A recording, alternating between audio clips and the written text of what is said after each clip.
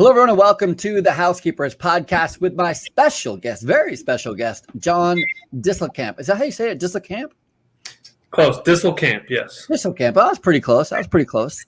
Welcome to the show. I'm so happy that you're here. You're the owner of First Class Commercial Cleaning in Louisville, Kentucky. So I'm very excited. But before we get to that, did you just say you have twin 4-month-old babies at home? Yeah, 4.5-month-old twin boys and a 2.5-year-old boy. So it's wow. Life is interesting. Right How now. do you have time to do this show? I don't. Like I told you, they just left, so I was worried about babies crying in the background, so I didn't get the chance to get to the office in time. So, yeah. No question. I imagine for the next few years, running behind is probably going to be your MO. Yeah. Yeah, just constantly running behind. Just it already is to an extent, but yeah, it'll make it worse. Yeah. So, all right. Well, let's get into it. I don't want to waste all your time here. I'm super excited to find out how you got into this business because, number one, you have a pretty amazing business. It's expanding like crazy. I mean, right now you're even hiring for. What are you recruiting for right now? I know you're recruiting. For basically everything, we are taking on a new account in Lexington, Kentucky, about an hour down the road. We're going to have to hire about 40 people ish over the next month. So that, and then we're always hiring. You know, we have about 140 team members now, and after this account, we'll have another 40 or 50. So. Once you get to a certain size, there's always somebody going out the door and somebody coming in. And as much as we try to, limit that turnover, it at a certain size, that's the reality. So we never really ever stop hiring.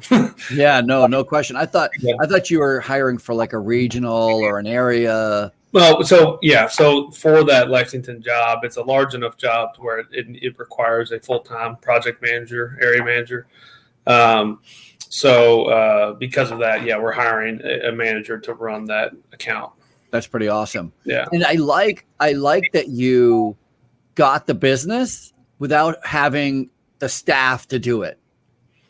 A lot of people do the reverse. They're like, well, let me find somebody before I grow. And I'm on the same boat you are. No. I'm going to grow and then I'm going to find people. Yeah, it's a catch-22. But, at least on the commercial side, I can't really speak for residential because we don't do that. But, it without a doubt, because you at least have 30 to 45 days typically on a larger account. So you can do it. And my belief is you can do anything in 30 to 45 days, right? Yeah, meaning you have that much lag time before you start. Correct. Yeah, correct. Because I got to give the old cleaning company notice and all that. Yeah. Mm-hmm. Oh, and so this is not new construction. This is you've won the bid from someone else. Yes, correct. Oh, good for you. Yeah.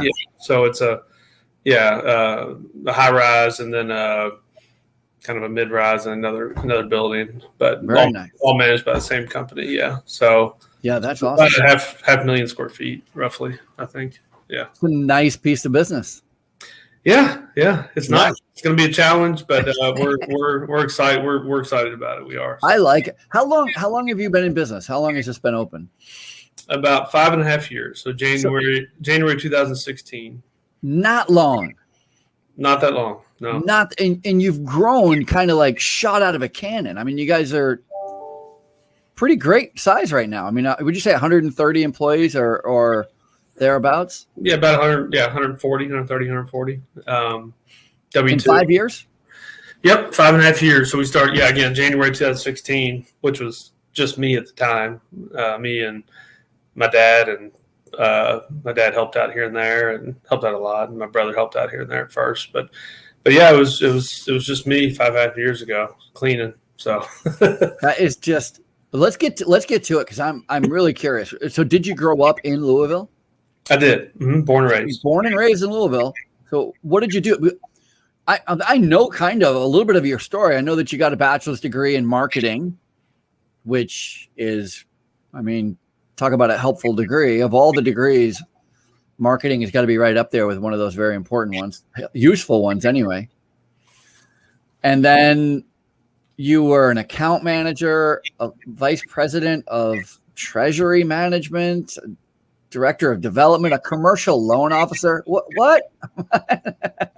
Yeah. So what was your first job? Like, did you work in high school? Did you have like a summer job? Yeah. So, I mean, I've always been a worker. I started as a paper boy, delivering newspapers for the Courier Journal, the local newspaper here. And when I was like 12, I think in 7th grade, and had that. And my dad and I did the paper out every morning at 4 in the morning, 3:30, 4 in the morning, from 7th grade till I went to college. So, Wow. yeah. And then got younger, had various jobs, whatever, cutting grass and bagger at Winn-Dixie and, a little bit of everything. And then in college, I waited tables at UK, University of Kentucky, down the road. And, and then after I got out, I worked for a year for a healthcare consulting accounting firm. So they did accounting and tax work for physicians and dentists. And it basically was a desk job, and I was on the calculator all day, reconciling accounts, monthly accounting for dental offices and physician offices. So realized I didn't want to do that. I didn't want to sit in front of a computer calculator the rest of my life. I liked to interact with people, and got into the banking business, which was kind of a mix of, I like the numbers piece. I was fairly decent at that. And then, but I got to interact with people. So I was in treasury management is a fancy term for basically from that point on was basically other than a year as a director of development for a nonprofit here in town, it was basically an 11-year, 12-year career in commercial banking. So not on the retail side, not the branch side, but working with businesses, so B2B type stuff, and had a customer base, and then I had business development goals. And the easiest way to say it is we handled all the business banking needs for a small business or even a large business. We worked with the hospitals in town and all that stuff through our department in the University of Louisville. But if they needed a loan, if they needed anything, bank account, their cash management, you name it. So line of credit, commercial real estate loans, all that stuff. And then, I did okay in that business, and kind of moved up a little bit and worked my tail off and worked a lot of hours and all that stuff. But I never felt, I don't know, there was something missing. I kind of felt, I always say I kind of felt tight in that suit every day, so to speak, and I always knew I had more of an entrepreneurial personality. I wasn't very creative. Obviously, I picked clean. It's not a new idea. But what I liked about the business, and I had a client at the bank that was a janitorial company, and that's what kind of got my mind moving about it. And then I met with a guy in St. Louis that owns one of the largest independently owned commercial cleaning companies, picked his brain, learned a lot from him, talked to a guy in New York, talked to a guy in Alaska, actually, that owns a company that I still stay in touch with today, read a lot, online, books and stuff, and then decided that I wanted to do it. I had just part of my story, I had a kind of a quarter life crisis. I dealt with some pretty... A quarter life. That's good. That's what I call it, because I wasn't old enough for midlife, right? I'm 41 now, but I was 35 at the time. And sure, it's a quarter life. I get it. Yeah, we'll call it that. So I moved down to Fort Lauderdale, Florida. Didn't know a soul. Lived down there for about 5-6 months. Was kind of a low point in my life, and didn't work a whole lot down there. I worked for a marketing company for a little bit, but ended up being the biggest blessing in my life, because I met my wife down there the last month I was there. And now she lives back up here in Florida. We have 3 kids. Up in Kentucky, we have 3 kids. She's from Clearwater area in Florida. And so when I came back, I had rented my house out while I was gone for a year lease. So I had a family living in my house, but I came back after 5-6 months. Right. So I was 35, single, dating some random girl in Florida on FaceTime, and living with my mom, no money, so it was either go work for another bank, had a couple banks give me some pretty lucrative offers for recruiting, and I turned it down, decided to do that cleaning thing I was thinking about. And no joke, I turned it down that day. And then I went to Walmart that day and I bought a Windex, a couple rags, like a Shark vacuum, and I don't know if it's Shark, but something like that. And, sure. And then I called my buddy that was a CPA and went over to his house and got all the LLC all set up. And then I got a job for my buddy was a minority owner or silent owner, if you will, in a commercial real estate, an older commercial real estate building, office building. And he got me in with his partner that was the property manager. And he gave me the job for 2 days a week at like $600 a month. And so I just started cleaning there. And this is how much he trusted me. He stayed with the other guy that was, I don't even think had a company and probably didn't have insurance. Stayed with them the other 3 days a week. And eventually just kept working hard and trying to prove myself to him. And eventually got the 5 day a week contract. And then that was $1,400 a month. And then I started knocking on doors around the corner, got another building. And then, Were you able to, so first of all, I'm super curious. So talk about creative. I love that you were able to, was it his idea or your idea to say, well, just give me a couple of the days, if you don't know me at all, if you're going to do me any kind of a favor, give me 2 days a week, keep the other guy for 3 days. Because I'm sure the other person had some sort of relationship with the client already. And so which is obvious why they didn't want to get rid of them. Yeah. How did that even work out? If I recall correctly, I think it was his idea. I said, hey, I don't know anything about cleaning, but I don't have any money. I live with my mom, so I'll work my butt off. I'm 35. I live with my mom. Yeah, because I have to because I don't have any money, right? So yeah, I literally need it, so nobody's going to work harder than me. And he said, okay. Well, then he knew I didn't know anything about cleaning. I was very upfront about that. And so he said, what about just do Tuesdays and Thursdays for $600? So it was like a 3-story building, just the common areas. So yeah. So how long? What are we talking about? An hour, 2 hours a night? Probably 2. Yeah, probably 2. I don't remember, to be honest. Yeah, but I think around 2. Yeah. Yeah, and it's normal, just common space. And the other guy was doing the rest of the building. No, he was just doing the common space on the other days. Okay. It older building tenants. There's a bunch of tenants. They were on their own as far as cleaning. Got it. Yeah. Oh, they were on their own as far as cleaning goes.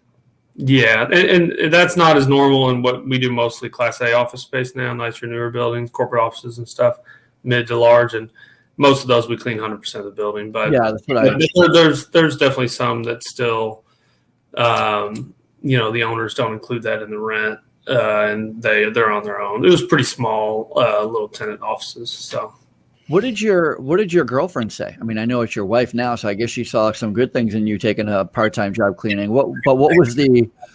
I mean, she meets this guy who owns a house in Kentucky. I'm putting it all together in my head here. He's a banker. You're doing what now? How did she take it? I'm curious. How did she take doing the? Yeah, was she support? She must have been just supportive. She's been super supportive. Yeah, I mean, without her, I wouldn't be here. But she was supportive. I think she was skeptical. She was definitely skeptical, but supportive at the same time.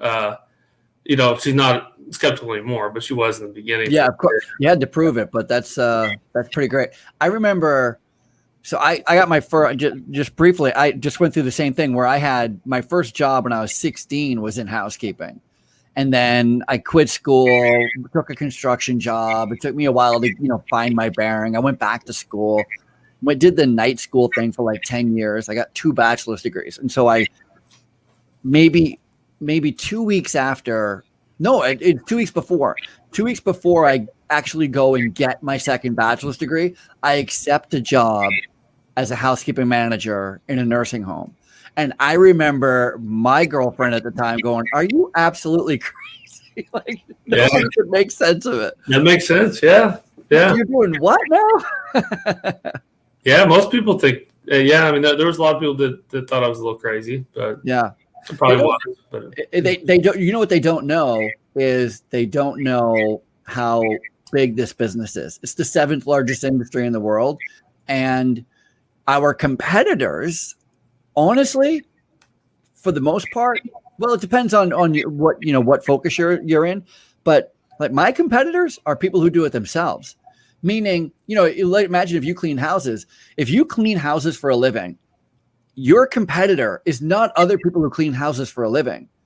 Your competitor is 15-year-old kids whose parents are beating them over the head to try to pick up after themselves, and they're getting nowhere, right? Like you go in with the 15-year-old kids, and that's what you go and attack. You're like, how many kids do you have? I have a 15-year-old. You know what? You can argue with your 15-year-old all day, all week, or I can take care of that headache for $80, $100. What do you want to do? No, I'm going to get him to do it. Well, a couple of months later, you're like, are you still available? Oh yeah. Yeah, no, you're right. Absolutely. Yeah. So you got to keep that in mind that 7th largest industry in the world, and there's opportunity everywhere. Everywhere you look, there's opportunity. Yep. And there's, it's low startup costs, so the good news is anybody can do it. The bad news is anybody can do it, but right.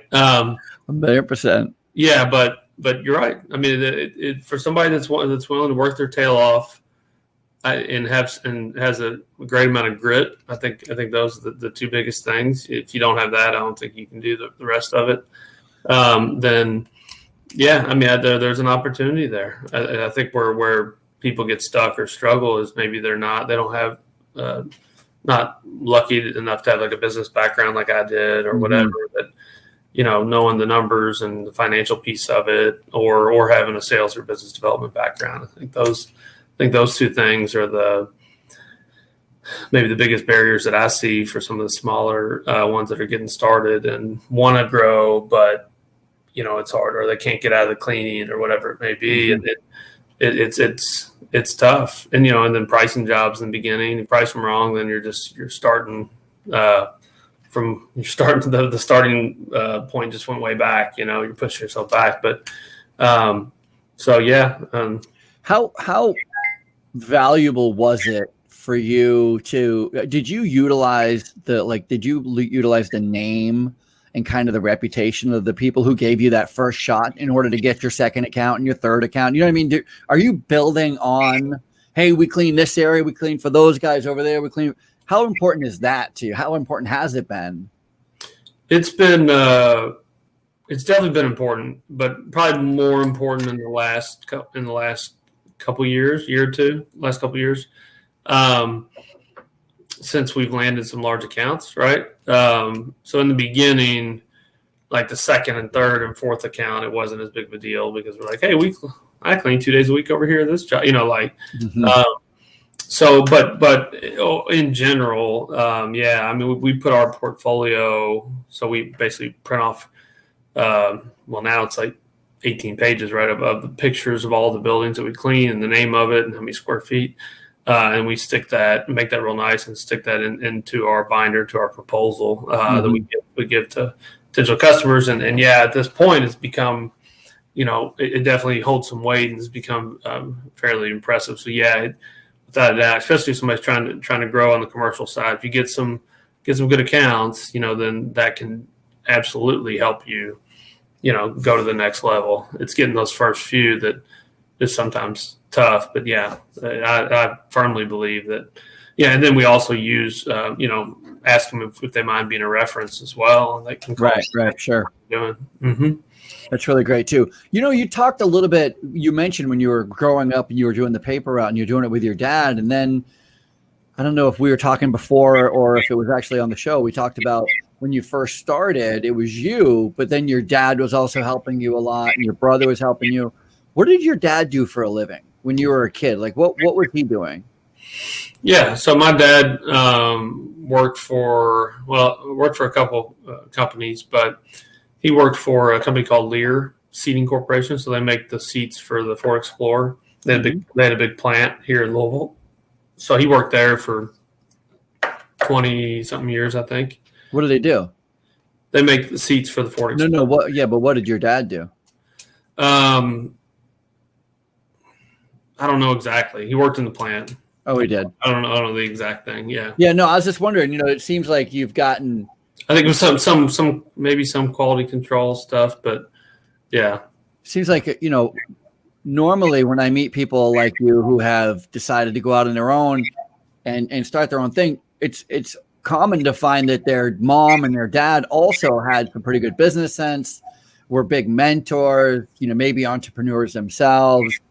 That's why I was asking. He wasn't as much of a business guy. He was more blue collar worker. I've learned a ton. And by the way, it's repeating back to me when I'm talking. It's repeating back. Not anymore. Oh, really?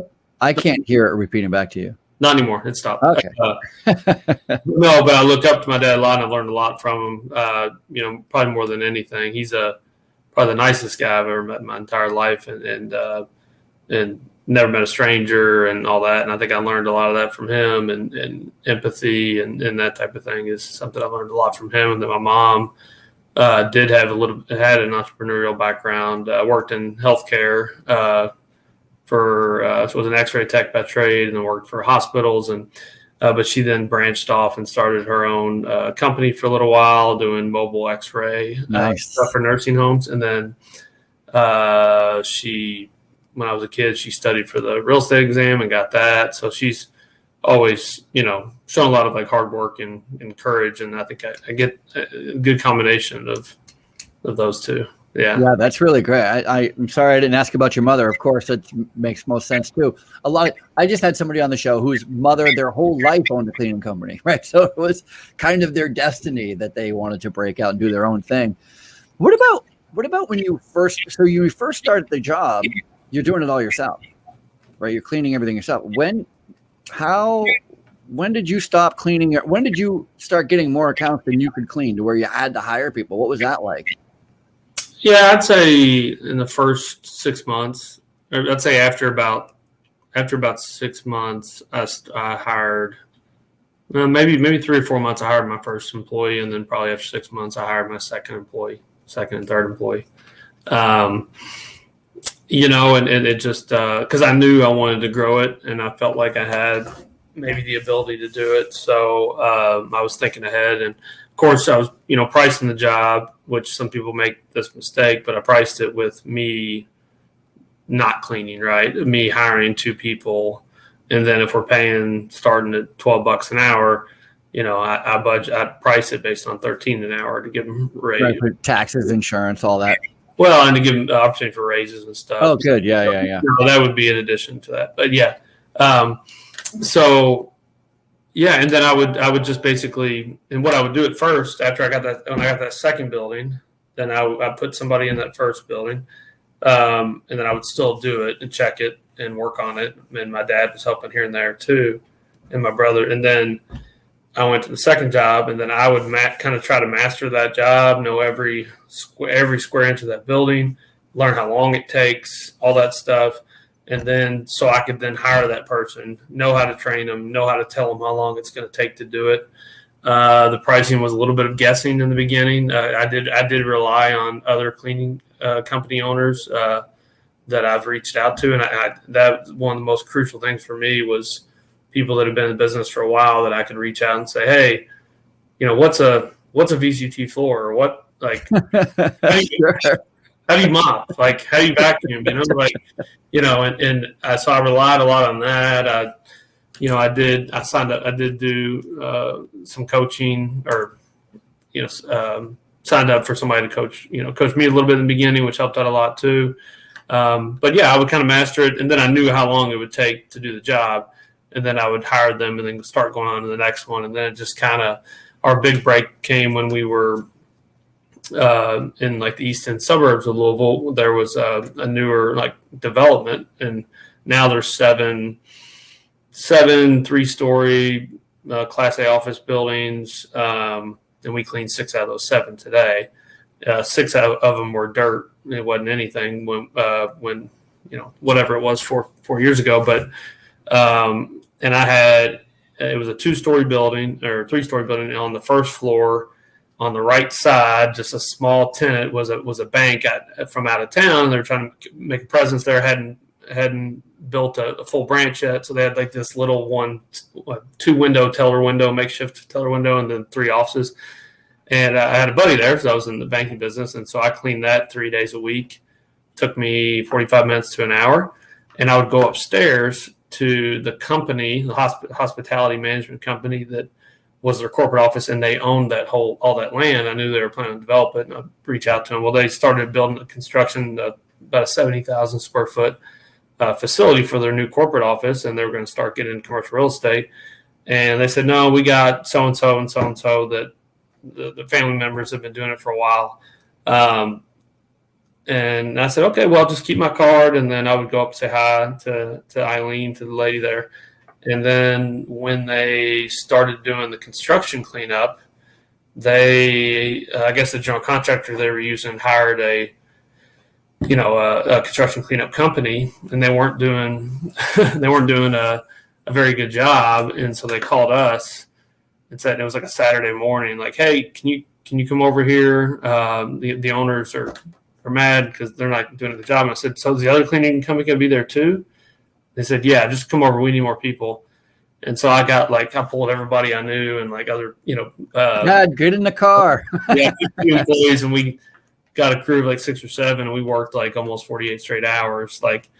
And then impressed them enough to when they finished the building, they gave us the contract on that. And now, like I said, there's 6 other buildings there. We cleaned 6 out of 7. But that was probably my first big break on a large building. And then my largest client, until this one we're about to take over, came from a cold call, even though I've been in Louisville my whole life and had a lot of relationships with the bank. And that was through a complete cold call. And it worked out. So, and we clean a corporate campus. It's like an 8-story building. It's about 200,000 square feet. The whole campus is about 300,000 square feet. And then 225,000 square feet facilities. One of them is like the Churchill Downs corporate office. Nice. But yeah, so all in all, those 3 accounts are all managed by the same commercial real estate company. And that was our big break. And then from there, that was a great portfolio builder, like you were talking about. So it's super interesting to me that, and there's such huge lessons here, right? If number one, establishing relationships, establishing rapport. Rapport is probably the most valuable thing because, we think, if I bring you donuts every time I see you, you're going to start liking me and we're going to start dating soon. And then before you know it, you're going to give me your business. And the truth is rapport is enough. Just as simple. How are you? This is what I do. As long as they know who you are and what you do and what services you provide, if they need you, they're going to call you. And that sounds like exactly what happened. Yep. Yeah. No, absolutely. I think being in the right place at the right time. And it seems like you put yourself in the right. Yeah, it seems like you put yourself in the right place at the right time, which is very, very important because it doesn't seem like there's any luck here. Seems like a lot of intention. Yeah, I mean, yeah, there's probably some luck, but mostly, yeah. No, you're right. Yeah. I mean, you have to put yourself in a position. Yeah, I mean, I don't believe a whole lot in luck. I believe if you work really, really hard, luck finds you. Yeah, I mean, let's just map this out. Hold on, John. Let's map this out. You have a friend who is in the banking business, and there's a small branch opening up, and they're a nobody, nothing bank. They don't even have a very big space. And so you go and offer, hey, I'll go clean your bank a couple of days a week. Oh, by the way, the property manager's office is upstairs. Let me just run up and introduce myself. Say, hey, I'm John. I have this cleaning company. I'm cleaning downstairs. If you guys ever need anything. And they're like, no, we have our own. No problem. Peace and love. I just wanted to let you know who I am. If you hear the vacuums going, it's just me. That's all it is. That's building rapport. And then they have a problem. And this receptionist or whoever you've been talking to says, hey, you know what? What about the cleaning company downstairs? He's been up a couple of times. He's a good guy. Seems nice. Let's see if he can do it. And do they call you on a Friday or a Saturday? I think they called me on a Saturday morning. Perfect. And did you call them back or did you answer the phone? I think I answered the phone. All right. Thank you. Thank you so much. Because you're leading right down to what one crucial thing that I think so many people do is they simply don't answer their phone. I meet people all the time that are just constantly saying, I never answer my phone. I always let it go. If they want me, they'll leave me a message. If you're in business, I answer my phone. I don't care what time of the day it rings. I never, and by the way, I never know the number. I rarely know the number. It's not like somebody from some high rise is looking for a cleaner. It says, unknown caller. I still answer. Do I care if it's a robocall? I don't. Right. I don't. Hey, we noticed your Google listing. That's funny. Click. Well, most of the time, Apple, do you have an iPhone or an Android? Yeah, I have an Apple phone. Yeah, it'll tell me if it's spam. Yeah, for the most part. Yeah. Yeah. But no, to your point, yeah, you got to put yourself in a position, and strictly from a business development sales standpoint, trying to get new opportunities. I think you have to, time kills deals. I've always believed that, right? So if you don't answer that call, and and then they're going to pick up the phone if they need somebody, or they're going to call somebody else. Too late, So I think you got to be ready. You got to be ready, even if you don't feel like you're ready, right? The whole jump off a cliff, build a plane on the way down. I mean, that's kind of what you have to do in the beginning. And the other thing that I forgot to mention, the two things that I think kind of hold some people back, like we talked about, the financial piece and maybe some sales experience, but also, I always tell people, if you really want to grow a company, whether it's commercial or residential, it quickly becomes, again, if you want to grow past 2, 3, 4 accounts, if you have 2, 3 accounts and they're family members, cousins, friends, you can do that. And if that's where you want to be, I think that's great. If you don't want to grow, it's not for everybody. But if you want to grow, especially on the commercial side, that's going to require a lot of people. So all of a sudden, your success is relying on how good of a leader of people you are, not how well you can clean. If you have 2, 3 accounts, it's about how well you can clean, train your cousins and friends how to clean. If you want to grow, it becomes how good of a leader of people you are, and the culture that you try to build and all that stuff. If you can't do that, and that's where I think some people maybe overlook that part, and so anyways, but I've just found that to be true, and in talking to a lot of clean owners over the last 5 years. And so do you find that you're having, I'm sure you're having trouble staffing. Obviously we talked about that in the beginning where, you're always losing people. And so you're always having to recruit. Hiring has got to be probably top of mind for all of us right now. But are you seeing, not knowing what's going on in Kentucky? I'm saying I don't know what's going on in Kentucky. I know what's going on in New York, and it's not good. It's the opposite of good. But how is recruiting in Kentucky right now? Are you competing with the government as much as we are, with unemployment and all that? Sure. So I probably have a little different take and glass half full on this than most. I'll say this first. I think whether it's Kentucky or New York or Ohio, maybe a little varying degrees, but I think we're all playing in somewhat of the same labor market right now. I know some states that have folded back the unemployment and all that, but it's still going here, right? So, and I talked to a lot of my peers across the country, and I got a lot of friends in the business, some bigger, some smaller than us, and they all say, some of them that are second, third generation, and they talk to their grandparents, parents said it's the worst they've ever seen. So, so without a doubt, it's more challenging, even if you're good at it, right? So I'm not trying to pretend that it's not, but I think there's things that you can control and things that you can't control. You can't control what the government's doing. And then if you really dig into it, I was asking our managers, I said, are we really competing with the people that are sitting at home?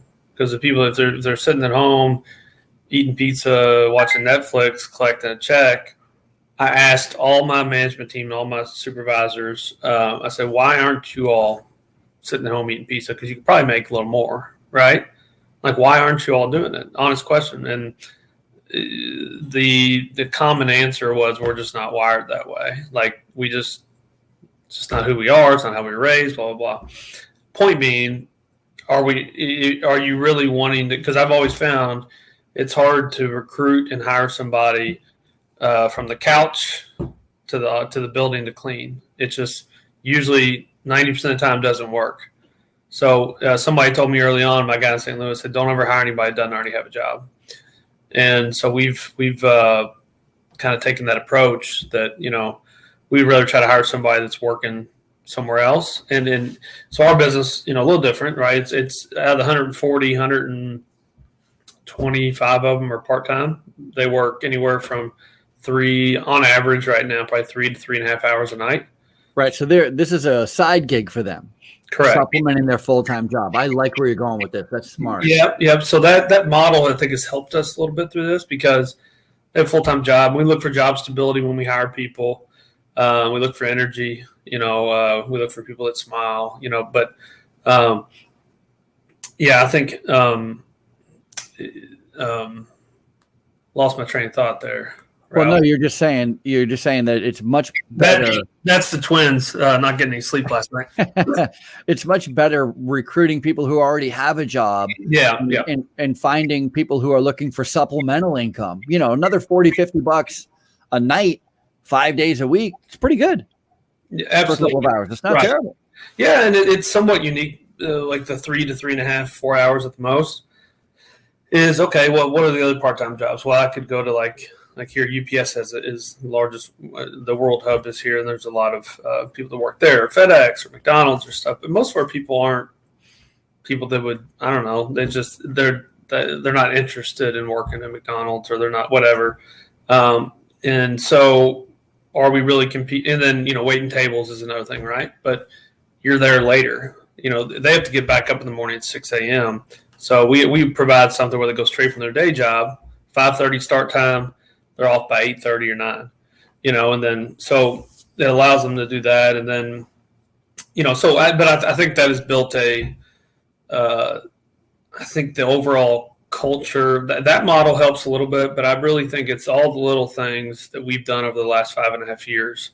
It's not anything sexy. It's all of truly caring for your people, and them knowing that you truly care and that you're not full of crap, and I think we've built a decent culture. We can do a lot. We can do better, obviously, but I think we've done a decent job of building a culture where people feel like they're taken care of. And we hire managers that also share those values. And because of that, I think we've been able to weather this storm pretty good. And we're about 97% staffed right now at the moment. I think we got, out of 140, I think we got 3 open positions in the company. Wow.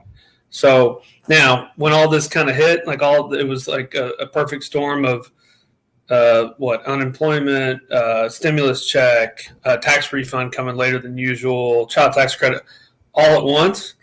We saw a dip, and we had 18 open positions or something, 12 or 18, I can't remember, and we had an all hands meeting that day and said we're gonna fill all these by the end of the week, and we filled them by the end of the week. And it required a lot of hustle, required some creativity. So if you're out there and you're struggling with with staffing and all that, you gotta think outside the box right now and get creative. And you got to double down on the people you already have. It sounds like another underlying lesson here that is, when I hear of somebody, I'm a cleaning business strategist, so I'm always interested in how to get from where you are to where you want to go. And so then in reverse, I'm listening to how you started to where you got to, which is pretty impressive. But another underlying theme here is how much you've been able to surround yourself, it seems like, with a really good team of people. And you're able to call. If I were to call an all hands meeting when I first started, it would have been me and myself. You know what I mean? It wouldn't have been a lot. I would have needed extra mirrors to have more people in the room. Yeah, me too. Yeah, me too. Yeah.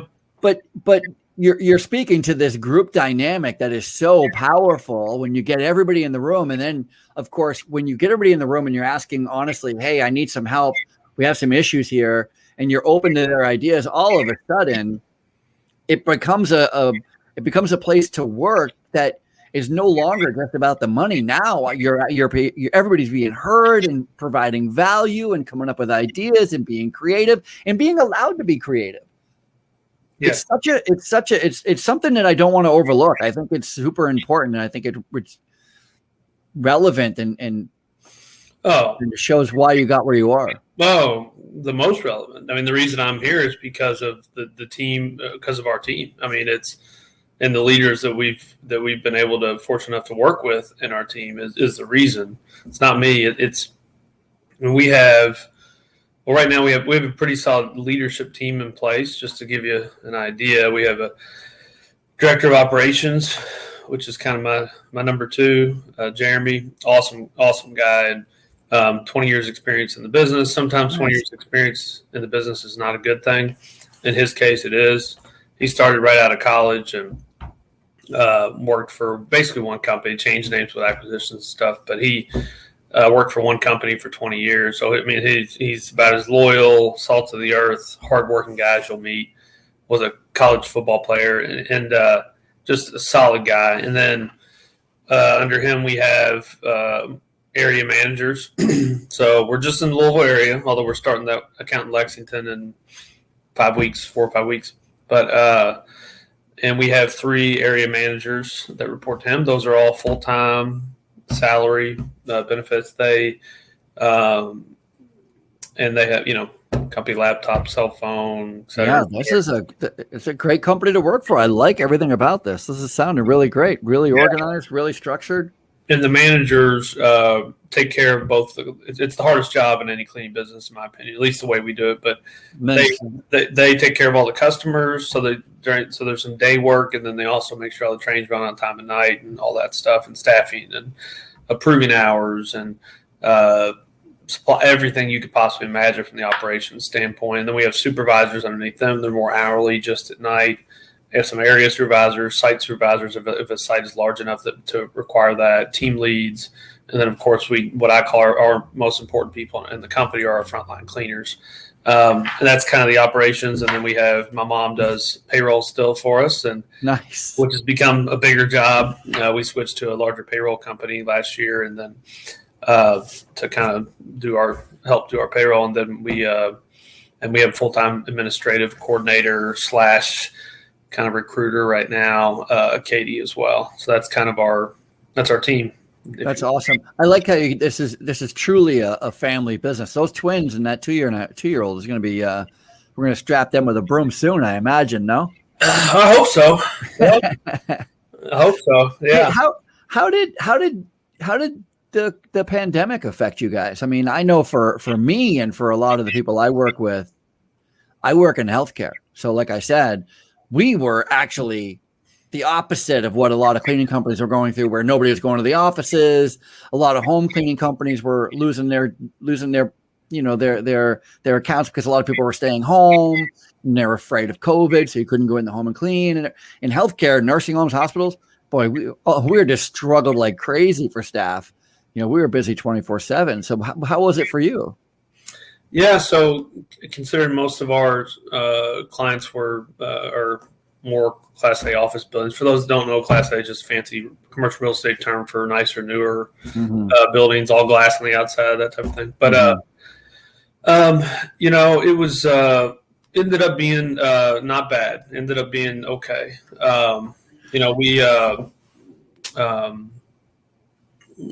We were fortunate enough, and I think this goes back to doing all the little things right the last several years, is we've had it since the beginning. I've been preaching to have an extreme focus on relationships, both with our customers and our team members, and an extreme focus on communication, constant communication, upfront and honest communication, proactive communication between us and our team and us and our clients.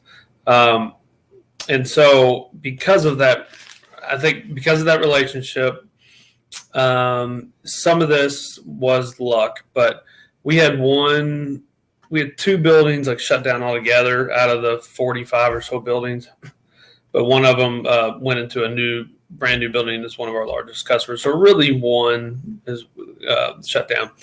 The other ones, if they normally had 300 people in the building, they had 30, right? But they still had that 30.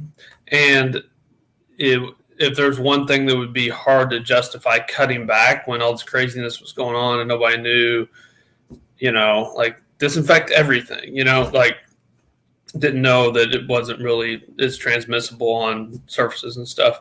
So because of that, and I think if they would have told all those companies then, if they could have seen into the future and said, hey, this is going to be around for over a year, it probably would have been a different story, right? But they probably short-term decisions. Hey, let's push this off to the next month. And on the news, it says maybe, we might turn the corner in 2 months or something. So they never really cut back the cleaning. So the cleaning we did, we were able to keep most of our team in place. And at least your core, right? At least your core team. Well, most of our whole team. Nice. Yeah. Now we had some turnover and stuff a little bit, but we were able to keep our core team, including our core part-time people too. But we were able to keep most of our team because we were able to keep them going, and the customers were still paying us the same amount.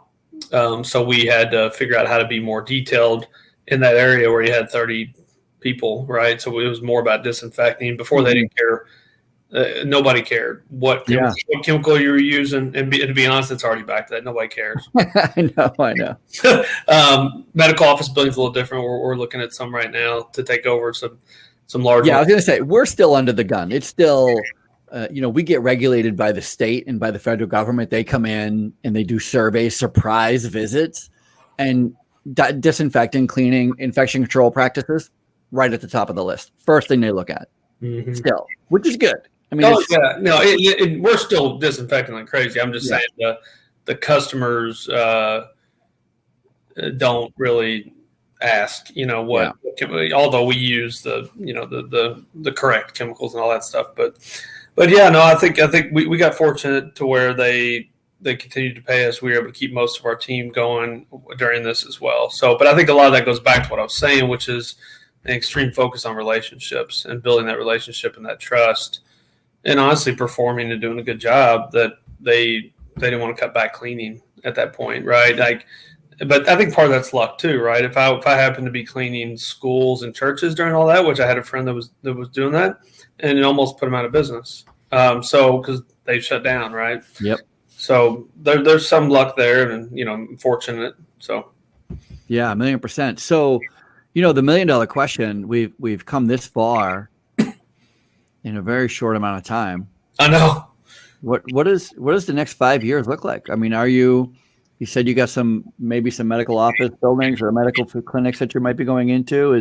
You don't currently do any schools, or is your focus mainly like Class A office buildings, that kind of thing, or? Yeah, mainly mid to large. When I say mid to large, like 3-story office building and up, 50,000 square feet and up. Mid to large Class A office buildings for sure. Ideally, owner-occupied facilities. So like we do the Papa John's corporate office here in Louisville. That's owned by Papa John's. It's occupied by Papa John's, not 20 tenants like a medical office building. And they have an in-house facilities team, not a third-party property manager. And so those are ideal because you can really build a strong relationship. And if you take care of them, could have them for 20 years. We do Texas Roadhouse Corporate, Galen College of Nursing. So that's kind of a college education, but it's an office building too. But that, I would say that's our bread and butter. And then we are moving into kind of the Class A medical office buildings, MOBs. So, medical office buildings that are, 3, 4, 5 to 10 stories high that are connected to the hospitals, not the hospital itself, since they have their own, better than me, have the environmental services that are direct employees, but the Plaza East and West or whatever are owned by, in this case, different, a lot of times REITs, real estate investment trusts, and managed by a local property manager. And so we're looking at some large ones here expand in that area. It's similar cleaning. It's just the production rate and how many square feet you can clean in an hour is obviously less. So there's more detail involved. The price is higher, but your labor costs are higher too. So, but we're excited about that. We feel like we're pretty prepared to do that. We do a couple medical offices, but not. We do like a 2 or 3 story medical orthopedic practice, but haven't done big medical office buildings yet. But we're close. Yeah, I think they're pretty similar to everything you're already doing. MOBs do not. An MOB, a medical office building, really has the same level of cleanliness standards that your regular Class A office building does. It's hot. It's when you get into the clinics. It's when you get into actual hospitals where patient areas and patient rooms, and then the game is on. Game on. It's a lot more regulated when you get inside those kind of areas. What do you think is what's going to be the biggest challenge if you're going to stay in this? It sounds like you're pretty comfortable where you are, right? As far as what I'm assuming, I guess, that kind of what you want to continue to clean, right? You got your ideal client in mind. What's your biggest fear? What's going to hold you back the most, you think? Is it staffing? Is it opportunity? I mean, you're moving out of Louisville now. You're getting into Lexington. So yeah, maybe on the rise? What's that? I said maybe expanding. Is that? Yeah, I think so. I think we have a lot more growth here in Louisville. I think the biggest challenge, I think, will always be staffing and recruiting and retaining good people and that are a good fit for our company. I think we do better than most, but I still think it will always be the most challenging part of any cleaning business, in my opinion. But the ones that do it right and invest the time in and the money in and get it right, those are the ones that that really can succeed. The sales and business development side, I think, is and granted, I have some experience. I'm maybe a little bit fortunate there, but I find that to be a little bit easier than the employee side. We've almost kind of I haven't pushed the pedal down as far as we potentially could because we want to make sure that we can give 100% to the ones we have and all that. So, but yeah, we have some big growth plans. Our 10-year plan is to be about a $30 million company and have serve about 1,500 families, so 1,500 team members roughly, and be in 3 to 4 markets. Is maybe Cincinnati, maybe Indianapolis. Obviously Louisville and Lexington. So I think that, and I think the biggest challenge too is at each plateau of growth and scaling a company, there's different challenges, and me getting out of my own way as a you and me both, brother. Right. So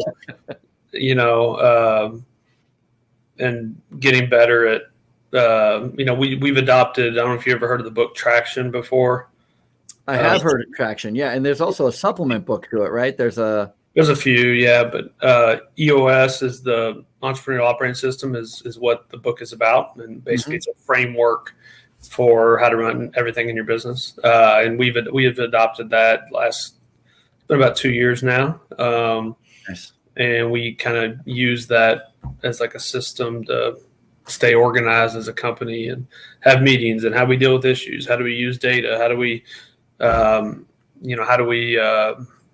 create that vision and the values, and how do we get that out to the team, and how do you create process and all that stuff. We're not perfect at it at all, but I think I've learned a lot through that process. And so that's part of it. But I think as we grow and scale, like any company, that they're fast growing, is making sure that we keep the quality of our work and the quality of our culture at the same or better as we grow, as opposed to letting that subside, which can happen with fast growth companies. So that's something that's always on top of my mind, thinking about.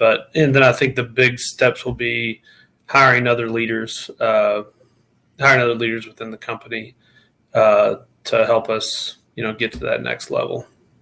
Yeah, 1,000,000%. It's I was going to say that I wasn't even thinking about it when we first got on the call, but being in Louisville, I mean, you are geographically, you've got some big cities around you. You've got a lot of opportunity around you, with Cincinnati, with Indianapolis isn't that far away.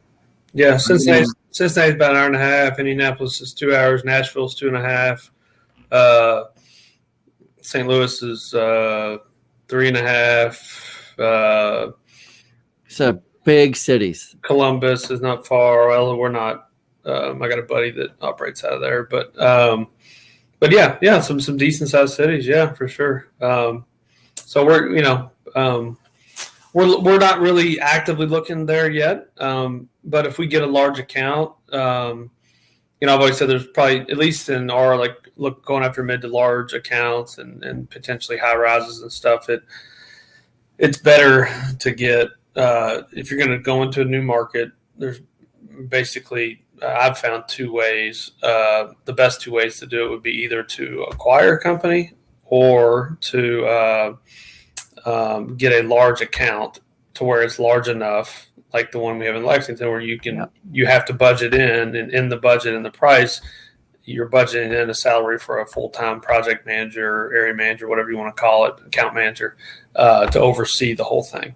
And then have supervisors and people and floor techs and stuff underneath that. So as opposed to getting a 3-story building in Indianapolis 2 hours away, but you can't budget in a higher paid supervisor or manager. So it's very hard to grow from that. Yeah, well, then it's harder to manage. Mm-hmm. Believe it or not, it's easier to manage a 40-story high rise from afar than it is to manage a single 3-story, 2-story building, because one person calls out, there's no man. Like, what do? You got to drive 2 hours. So, but the first part, the acquisition part, it's not as interesting to me. I've seen people do it, but I prefer organic growth if I can help it. So. Yeah, 1,000,000%. I totally know that, especially in hospitals. I have a friend who runs a hospital right now, and they're 20 full-time housekeepers down. 20. So just imagine a hospital being down 20 housekeepers, but they're able to manage it because they have 80 full-time housekeepers. Whereas opposed to, I have a friend who runs a nursing home, and it's a 50-bed nursing home. They have 2 people. So if one calls out, half their staff is gone, right? Well, I think that's been a little bit of a key to our success too, is doing the part-time model. So if a building requires, let's say, 24 man hours a night, which for those that don't know, man hours just means if one person did it, it would take that long, right? So I've always said, instead of hiring 3 8-hour full-time employees, let's hire 8 3-hour people. And then if one person calls out, we still have 7 people to clean a big building. Nice. Or 2 people call out, we still got 6. We have a contingency plan. If we have 3 full-time people and 1 calls out, or God forbid 2 call out, you got 1 person clean the building, 2 people clean the building. It's not going to get done. Or if it gets done, they're going to pull the trash and leave. They're not going to be able to get it done with the quality. Or if they do it, you're going to burn them out. So, yeah. There's an argument for both the whole full-time and part-time, but the part-time thing is worked, hasn't been perfect, but it's worked decent for us up to this point. When President Obama signed into law the whole idea of free healthcare, and once they decided they were going to go with the free healthcare model, they put the expense of the free healthcare on organizations. So it wasn't free. It was now the organizations are going to have to pay for it, which simply means the customer is going to have to pay for it, and the employee is going to suffer for it, because now we're having to do a lot more with less, and we're having to figure out models and full-time and part-time. And I remember spending weeks in meetings trying to figure out how to take a full-time model and go to all part-time, so that we wouldn't have to have that added expense of, because housekeepers, at the time in the state I was working in, housekeepers were making $8 an hour. And to add the cost of the health insurance, it was going to put the cost of them employed was going to put them at like the $12 range, which then the customer was balking. The customer was like, I'm not paying $12 more, and which would equal up to thousands of dollars more a week. The customer was like, no, you eat that. And when you're a cleaning company, how could you eat thousands more of dollars more in expenses a week? I mean, the answer is it's absurd. No chance. And so the only thing you can do is try to get away from try to make it so that your employees were no longer eligible through the employer program, so that they would be eligible for the state program, which again just tries to take a full-time model and bring it to a part-time. And it was a nightmare. It was a big, big challenge. Yeah. Model. Well, the thing too is, so we just signed up for health insurance a month ago for employer health insurance. And only one person signed up, me. But I needed it because my wife was a teacher with the Archdiocese of Louisville here in Louisville, and but she's staying home with the kiddos because we got 3 under 2.5, and so we had to, but we wanted to. We want to offer that to our full-time people, right, and our managers and all that. But we also had to because we were at the point of over 50 full-time equivalent employees, right? So even though we didn't have 50 full-time team members, we had over 50 full-time equivalent team members, if that makes sense. It does. So yeah, we're offering it, and it's definitely not cheap. It's because you don't have enough participation. But even if we did, it's still not cheap, I guess, to offer. Yeah, no, you're right. Well, it depends. There's like the minimal essential plan, and then there's like a regular PPO plan that we're offering and again, that's just for full-time people. Like the part-time people aren't eligible for well, they don't need it anyways, because usually they have a full-time job somewhere else. Yeah. Right. So they don't necessarily need it, but we'd be upside down on numbers if they work 3 hours a night and we're paying for their health insurance. So that's the downside, I guess, to but you could argue the downside to part-time workers too is it's harder to build culture with part-time workers. We're trying, and we think we do a decent job, but is it easier with a full-time benefits person to build a culture? Because So I don't know. I don't think there's a right or wrong answer to it. I don't know. And this is just what's kind of worked for us. Yeah. Yeah, I like everything about it, and I'm so excited that you decided to come on the show and tell your story, because I think it's so important. You've given such great advice and lessons, and it's so great to have heard from where you came from and how you just kind of came back and sat down and said, well, I got to do something. And it's either go help make other people money, or I can just go try something on my own. And then you already had some strong relationships and you just kept building on them and providing value. And not the idea that you made a cold call to get your biggest account. I know we glossed over it. We didn't talk about that at all, but I am the biggest fan of cold calls. It's how I got you on the show. It is how I get all my clients. Everybody I work with is because, not everybody at this point, because I've been doing it a while, but your reputation eventually precedes you, which is nice. It's a nice little bump. But if I wouldn't be anywhere without cold calling. And there's so many people in business who are struggling, and they just, I'm not comfortable making a phone call. But listen, I'm not comfortable either. I still do it. Right? Yeah. It's not easy. But I firmly believe the whole thing we talked about earlier about what I call being on deck, especially if you're doing commercial cleaning, don't do the, like you're trying to sell a book right now at somebody's front door. If it's a no, it's a not yet. It's not a no. Right. That's right.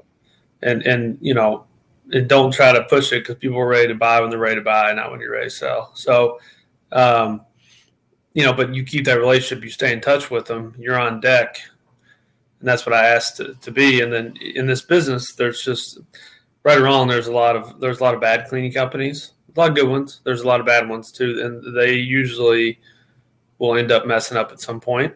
And if you're on deck and you're the one that's kind of built that relationship and stayed in touch, you're going to be the one that gets that call.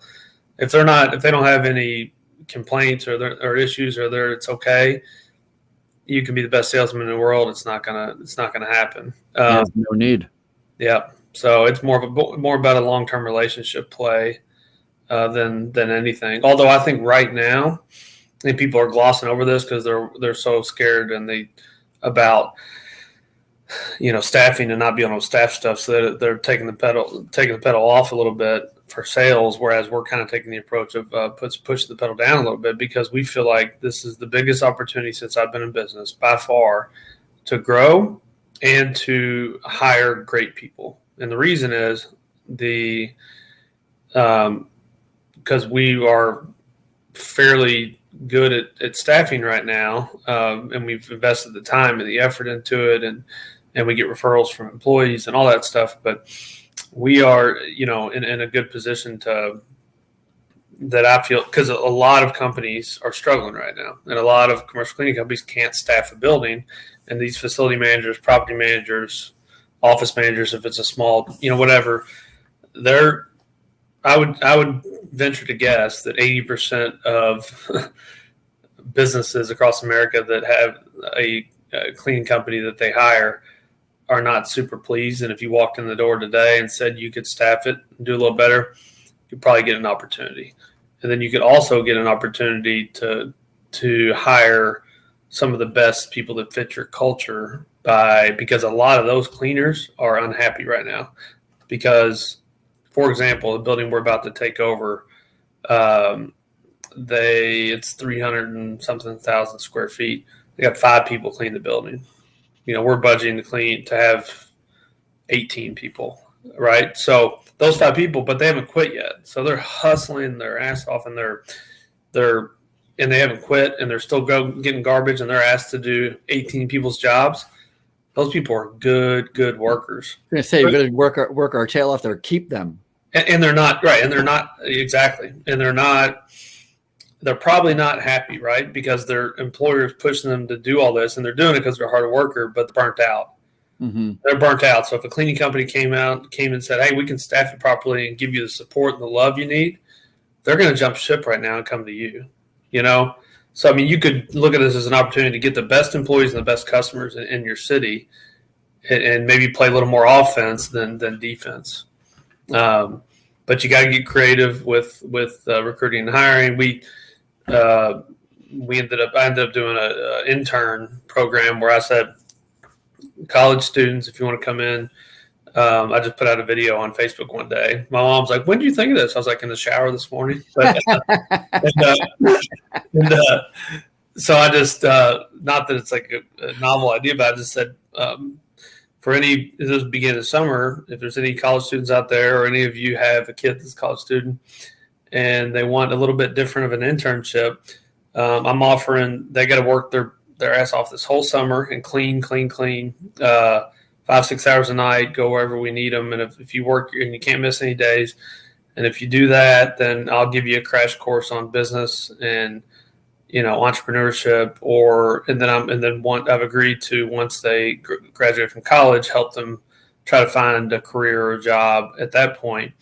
And so this Friday is our last session that I'm having with it ended up being 3 college students, but one of them couldn't commit to working every day this summer. So we got 3 of them that have worked their butt off this summer, and 2 of them are in the official intern program and all that. So wow, that is super smart.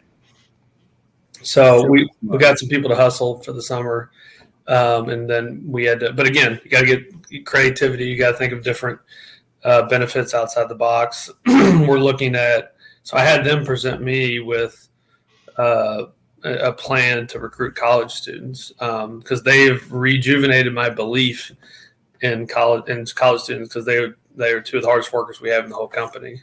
Nice.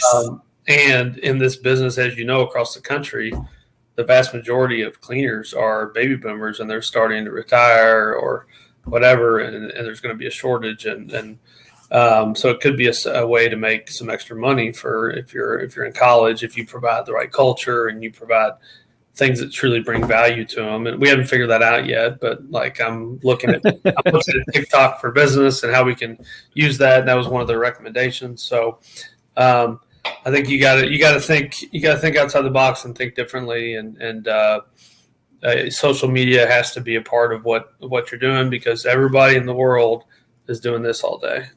They're not watching TV. They're not whatever. Of course, you got to be like on Indeed, the career website, and that's somebody that's actively looking. But you also got to start putting yourself in front of this, in front of people. Maybe it's a culture video, maybe but you gotta do some of that stuff to attract the right people. And then the hard part is, once you have them, you got to be that company that you're portraying yourself to be on here. That's what. That's one of the I think one of the greatest. It's overlooked by everybody. Everybody thinks social media is like this terrible, all these posers. Everybody. I used to think that too. Yeah. Here's the thing, though. Here's the thing.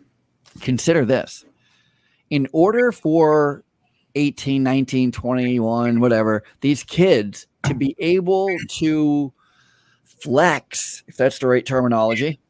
I'm a 50-year-old man. What am I talking about? Flex, show that they're cool. They're cool jet skiing. They're cool frisbee golfing. They're cool on the beach, sun tanning, whatever. They actually have to go and play frisbee golf. They actually have to go on the, you know what I mean? Like, it's creating an awful lot of activity behind the scenes just so these kids can post about these amazing experiences. In the aggregate, they're actually having amazing experiences. So I think it's, there's actually some good things behind it. And I like what you're saying. Like, I'm going to have to start getting on social media and start telling the story of my business. And by the way, I'm going to have to become the same business that I'm telling the story about. And that's fun. Yeah. Because if you don't, then you're like, oh, this sounds like the greatest place ever. And then you show up the first day, nobody trained you. Exactly. It's like, if you put yourself out there, you got to back it up. No different than if you put out like core values in your company and like you tell people about it.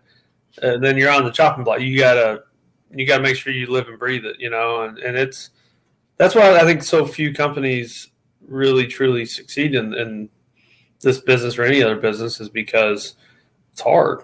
It's hard. Very hard. There's a lot of private equity money out there now. There's a lot of companies that are gobbling up other companies more just to build top line revenue, and they're not in it to serve the people that they employ and the customers, which ends up being, it's not good for the totality of the industry, but it's good for companies like a homegrown company like us and many other companies out there that are trying to, that see it not just for the profit, but how can we impact lives, and how can we truly serve our customers and all that stuff. And so I think more of that money putting in can be a bad for the industry and get a bad name, but it can also, because you can't really be a passive. It's hard to be a passive investor and really build a strong foundation of a company. Who would want to? You didn't do all this work to sit in the sidelines and not be involved, did you? Right. Quite honestly, there's a guy named Casey Everett. He owns a company called Bin Blasters, and he cleans garbage cans. And I would recommend that you look him up on TikTok, because he's a great example of, he tells a great story about his company and himself, and you can totally tell he lives it. You know what I mean? Like, he's cleaning garbage cans for a living, and so you've either got to be the grumpiest person in the world or the happiest. You know what I mean? And he's the happiest. And you could just by engaging in, just watching his videos, you can tell if you go to work for him, you're going to have a great day. Mm-hmm. Even though, by the way, you're cleaning garbage can, right? Like, it's not like a glorious job. But I think he's just a great example of how you can take social media and really not really just build a culture, but showcase your culture. Yeah. I mean, absolutely. I mean, if you want to grab somebody's attention, their attention's on their phone. Yeah, 100%. And if you're serious about going after college kids, or whoever, the first question that we need to be asking ourselves, and again, I apologize for this because I'm putting on my strategy hat and I shouldn't be, but briefly, the first thing we should be asking ourselves is, what do they want? And don't say money. That's not even close to being accurate. They might need money, right? But they don't want money. It's the whole adage. Nobody goes to the store to buy a drill. They go to the store because they need they buy a drill because they need a hole, right? That's the whole point, right? No, I mean, you bring up a good point that I'm sure a lot of people that are listening may have been told or believe that people stay at jobs or work at jobs for the money. It's just the evidence is overwhelming that they don't. Now, do you have to make a fair wage and everything? Yeah, right. I mean, like I don't suggest that cleaning companies try to take advantage of that and pay $8 an hour, and that's stupid. I think you have to be fair and try to provide a competitive, fair wage. I wasn't saying money isn't important. I'm just saying it's certainly not a culture thing. It's not. That's not where you're going to be recruiting. Yeah, the people like if people that are struggling with employees right now, if they think that paying $1 more an hour is going to have people knocking on their door, that they're just not. It's about people workplaces, that they feel safe at, that they have a relationship with their boss, a culture that is welcoming, and they get trained and they're clear on their job roles and all that. You got to, like, if everybody else in town's paying 12 and you're paying 9, that's not good. Well, you have to be competitive. But I mean, look at Chick-fil-A or Starbucks or whatever. I think Chick-fil-A is paying like $10 an hour or something. It just proves that money is not the most important thing. And then the issue is if you do raise your wages, which we've raised our wages during this, and we should. But if you think that, I now told our team, I said, it's not going to bring one more person in the door. Will it maybe help retain some of our people because it shows that we're thinking about them and proactive about raising their pay before they ask? Yeah, but if money was everything, we wouldn't have any employees, right? We wouldn't have 140 of them right now because they could go down the road and be a cashier at a gas station right now and make $15, $16 an hour, or go to FedEx or UPS or even McDonald's, same day pay. That is proof right there that it's not about the money. You got to be competitive, but it's not about the money. Yesterday, I attended an in-person conference, if you can believe that. We're back in the full swing of in-person conferences, which is pretty nice. And I was a keynote speaker. And as the keynote speaker in the morning, they gave me like a table so I could be kind of like a vendor as well, so I could stay for the day and have lunch and whatever. And then right after lunch, as the next session began, all the vendors in the room were asked to come up and introduce themselves and, kind of like give a 60-second, 90-second elevator pitch about what you do. And every single vendor went up and said one thing: I can save you money. The full theme of every vendor there was all about lowering their costs. And I just sat back and I was just thinking about that. In the same time, these same vendors, when you talk to them about business and how it's going, they all talk about the same thing. The only thing anybody is interested in lowering money. All they want to do is lower costs. Everybody says, how much can you save me? How much can you save me? And I'm thinking to myself, that's all you're saying. Your whole value proposition is how much I can save you money. It's not the service I can provide, the products I can provide, the support I can provide. You kind of get what you're looking for. And so that's what I think is so dangerous about these companies who focus only on money, because money will get you in the door. Money ain't going to keep you. Yeah. And I think, can the low cost provider model, can that work?